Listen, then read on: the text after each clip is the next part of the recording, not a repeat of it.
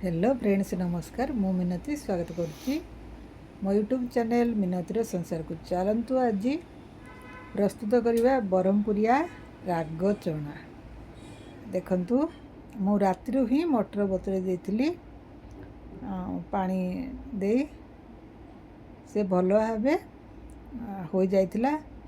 एबे मु ताकू कुकर रे हळदी लुण आउ पानी दे ताकू सिझेई देली। दुईटी आलू पकेली।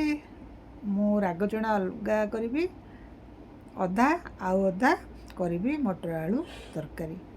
मु आपण मानकू राग चना केमिति प्रस्तुत करबा देखै दउची। प्रथमे मु गैस लगई कड़ाई बसई देली। सोरष तेल नेली। आपण माने जो तेल नेले मध्य चलिबो। देखंतु तेल तातीगला। एबे मु टिके जीरा आउ टिके सोरिष पकई देली।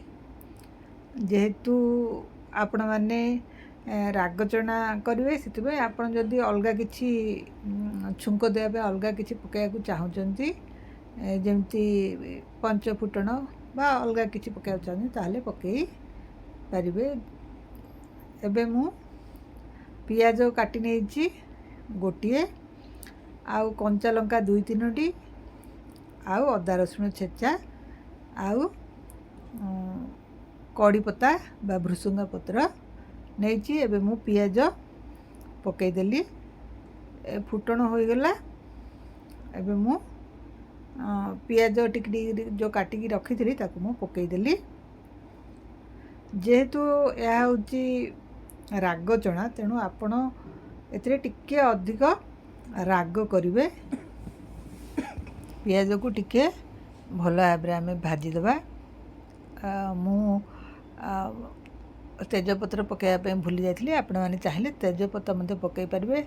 एबे अदा रसुण छेचा कंचा लंका दुई तीनोटी पकईदेली। आपको आम ए भल भाव भाजीदेवा जमीक अदा रसुण भल भाव पियाज लंका सहित भाजी हो। यह खाइबा को बहुत भल लगे। आपण माने चाहिए चटापट आपको बनैकी खाई पारिबे। आउ यह खाइबा को मध्य बहुत स्वादिष्ट। एबे टिके कड़ी पत्ता बा भृसंग पत्र मु एथिरे पकई देली। आउ टिके लुण पकेली जस्ट टिके कहीं आगरू मु लुण सिझेला बेले पकई देइथिली। से पाखरे चना मध्य सिझी जाइछि मटर चना। एबे आको आमे आउ थरे पुणी थरे घांटी देबा। चना आपण माने जेमिति चाहिए सेमिति सिझेइबे। जदि टिके गोटालिया रखिया को चाहिए ताहले रखि परिबे नचेत भल भाव सिझेई देबे। जेमिति आपण मानकर पसंद से अनुसार करिवे। एबे मु जेहेतु अधा मटर करी से अधा मटर बाहर करदेली राग चना करने को। आउ अधा मटर आलू तरकारी करी। आपको आपण माने भात सहित रुटी पटा सहित खाइले भल लागिबो। देखंतु आगरू हळदी गुंड पड़ीथिला सिझारे आउ मु अल्प टिके हळदी गुंड पकईदेली। किंतु राग भल भाव करेंगे से मु भल भाव लंका गुंड पकईदेली राग टिके लागिबा। आपण मानक पाखरे जदि कहीं छोट पिला अछंदी खाइबे ताहले पकांदु नाही। एबे मु सब्जी मसला टिके पकईदेली आउ टिके ड्राई मैंगो पाउडर पकईदेली जहाँ फल कि खाइबा को पाटी स्वाद लागिबो चटपटा लागिबो। ताको आमे एबे भल भाव घांटी देबा।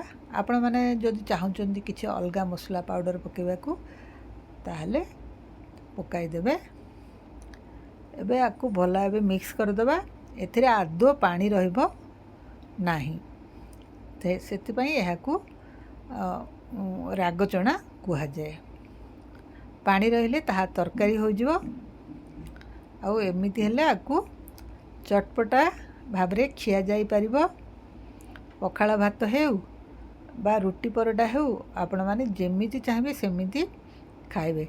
नचेत ହେଇଗଲା ପରେ ଏଥିରେ କିଛି କଞ୍ଚା ପିଆଜ ଲଙ୍କା ଟମାଟୋ ପକାଇ ମଧ୍ୟ ଖାଇପାରିବେ, କିନ୍ତୁ ଏଥିରେ ଟମାଟୋ ପଡ଼ିବ ନାହିଁ, ଯେହେତୁ ଏହା ଟିକେ ରାଗ ଲୁଣି ଟାଇପ୍ର ଚଟପଟିଆ ଖାଦ୍ୟ ହେବ।